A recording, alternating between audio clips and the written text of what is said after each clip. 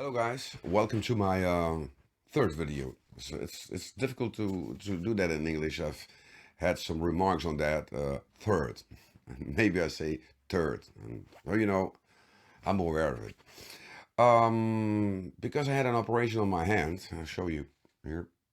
Uh, I won't be able to play guitar, so I decided to have a video with some talk. I'm gonna talk about how to study. You have a lot of content which you can find on the internet. Uh, a lot of content. What are you going to do about it? How are you going to study that? So I will give you some advice in that you can have a clear mind over that. The first thing you have to do is make an inventory of the things you wanted to learn. Um, it's all up to you. You can learn different things, you can learn different styles, but if you wanted to be a professional guitar player, there's a lot of different things you will have to learn. So first, make an inventory of all the things you want to learn. First, second, sorry, make a schedule, and stick with the schedule. Not only a schedule, but a schedule with a timetable. So, for instance, say you want to practice technique, put it in the schedule and say, I'm going to do this and this technique for 10 minutes. So, number two, make a schedule.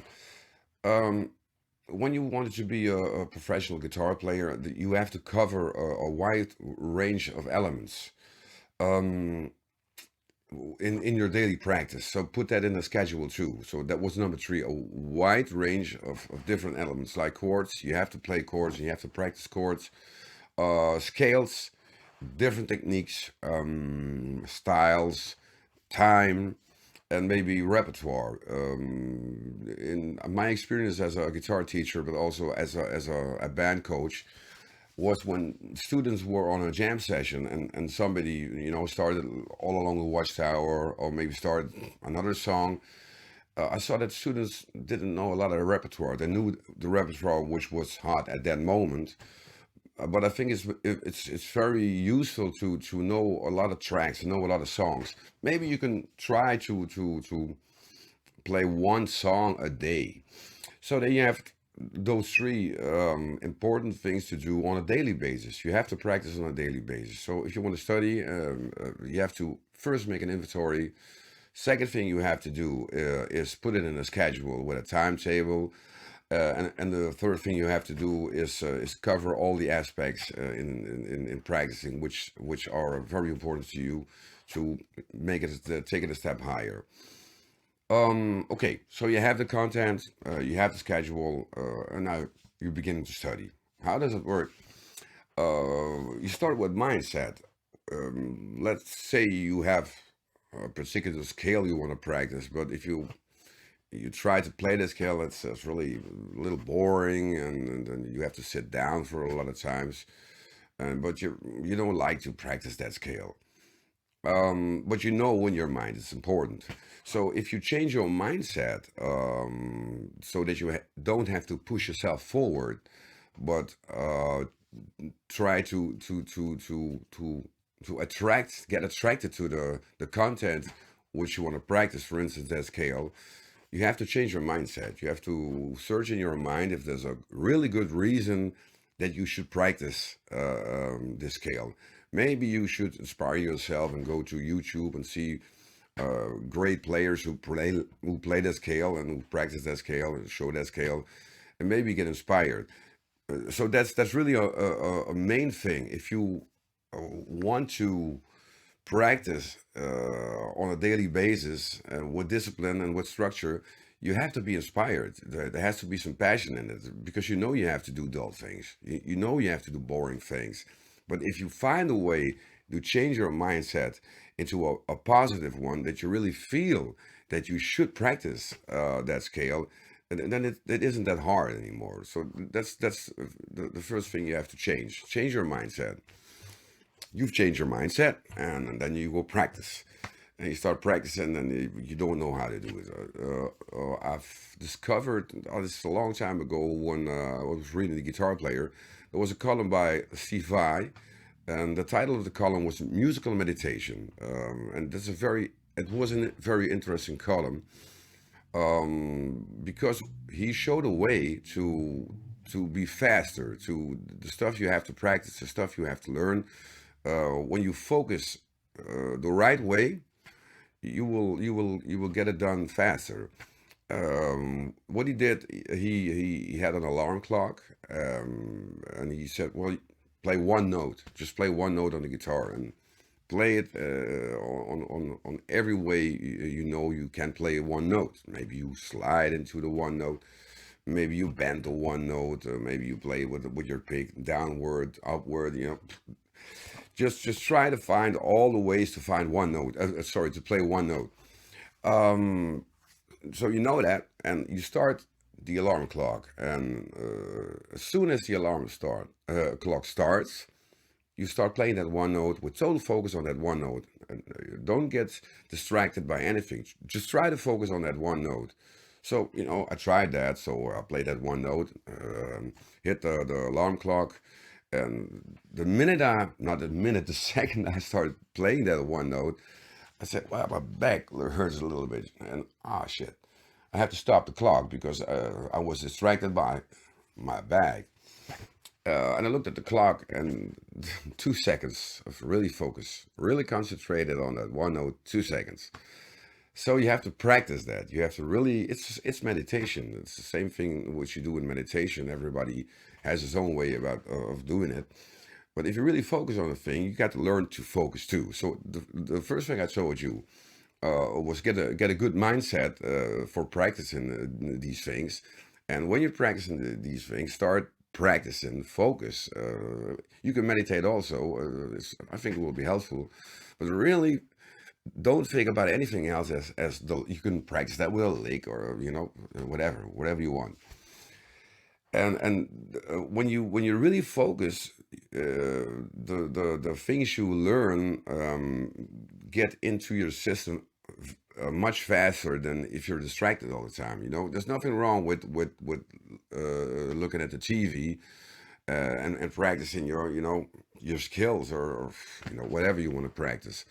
But you're not really focused. You're half focused on the television. You're half focused on your guitar.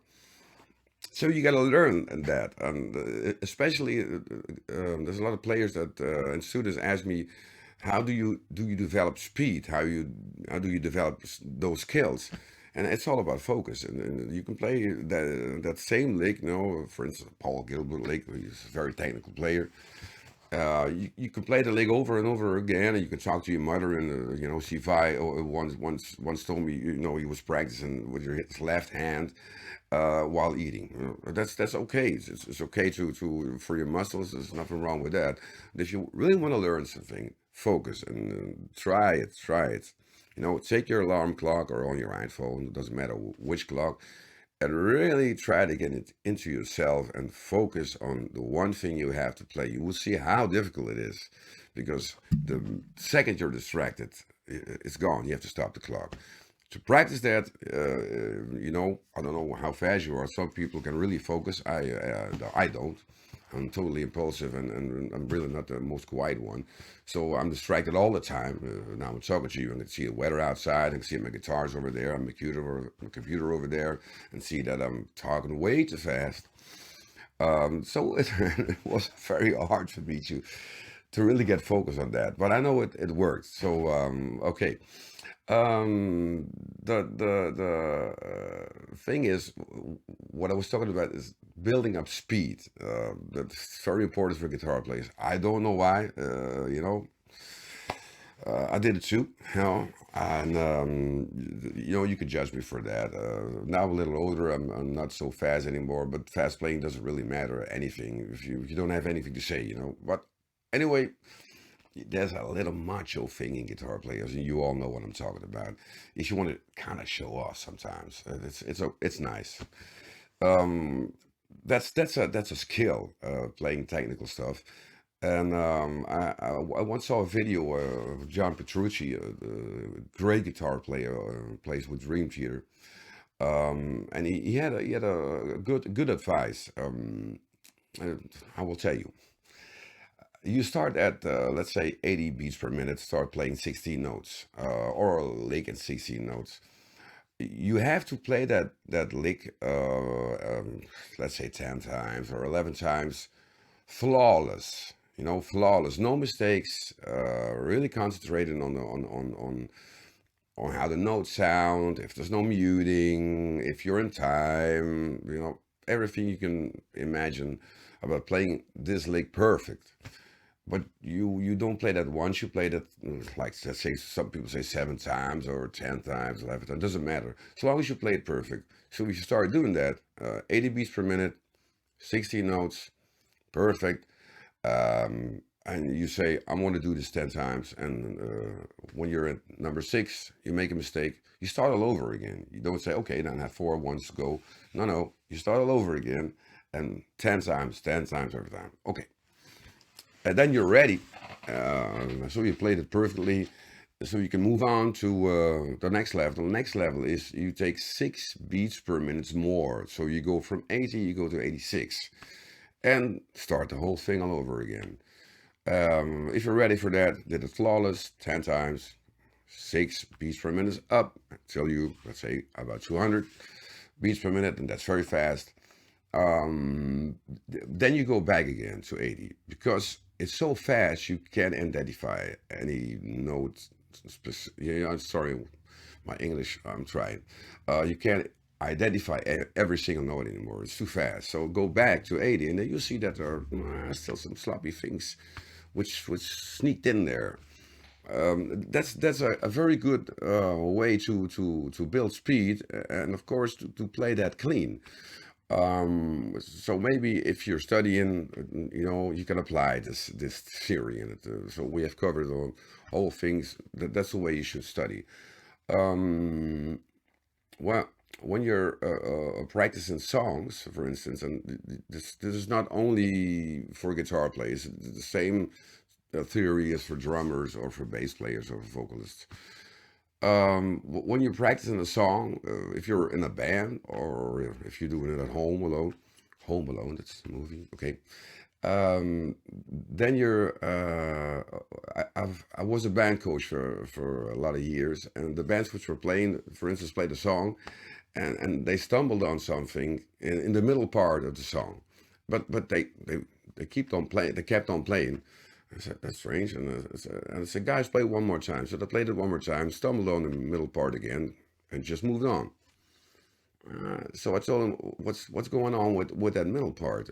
We don't know what it is. There's this strange chord, or we don't know what the break is, so we just keep on playing. But it's important to play. Yeah, that's the main rule. If you're playing, don't stop playing. How many mistakes you make doesn't matter. Don't stop playing. Always play. Okay, but when you're practicing, you discover that there's something which you can identify, maybe as a guitar player or as a band. You should stop there. You take that piece out, isolate that from the rest of the song, and the first thing you want to do is figure out what's going on. What maybe there's some chords you don't hear, maybe there's some rhythmical stuff which going on which you don't understand. You can ask people who know it. For instance, they could ask me. They didn't do it, but okay. So I listened to it, and I heard the chord and heard what was going on, and told them practice that. So they start playing the whole song again. I said, no, no, no, just practice only that part. And then the drummer said, well, that's a little bit strange because if I start playing the song from start, then I know when that part comes. And no, you have to play that part from let's say bar 60 to bar 64. So and I told him it's the same thing which I talked about of building speed. Just go and take it down to a lower tempo and try to play it flawless on a lower tempo, and then make a loop. A loop is when you, for instance, you have 4 bars and you repeat those 4 bars on a slower tempo every time until everybody plays it perfectly. Then you speed up the tempo, do the same thing again, loop, and then you have the loop, then you have it on tempo, and it's great. Everybody plays great. Then you take 4 bars for this part starts, this for the looping part, which was a problem part, and then you play that part, and then you play the four bars which come after that part. So you have the whole middle section where there was a problem.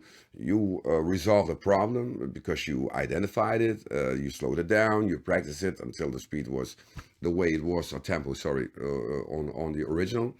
And then you take it's only 4 bars, or you can say 8 bars, doesn't really matter, so that you don't isolate that piece anymore. And then you stretch that up until you or at start from the song, and then you can play the whole song flawless. So the same thing you can do when you're at home repeating a song, practicing the song, and then there's a part which you don't care about. And you say, "Oh, nobody in the audience hears it." That's not the good way to do it. And don't think that there aren't people in the audience which do hear it. Most people probably don't hear the little mistakes I make. And let's say, and be honest, everybody makes mistakes. I make mistakes, and when I was young, I thought it was terrible. I made 3 mistakes, and I was complaining and whining about it after the show, and I didn't have a lot of fun. I didn't sleep anymore because I made 3 mistakes in a song.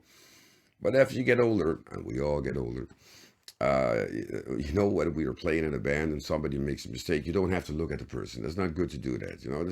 That's another rule. You have to learn, because maybe the people in the audience don't hear it, but if there's a musician looking like, then they won't hear the mistake, but they see that somebody made a mistake. And to be honest, the guy who makes a mistake really knows you made a mistake, so you don't have to look, and you don't have to say, "Hey, you made a mistake." He knows. And that's a good big thing about playing live. When you're in a rehearsal room, it's good to rehearse, but you don't, we always say in Holland, don't over rehearse things, because it's totally different vibe when you're on stage. It's totally different. There are other things which are at that time way more important than you making a mistake.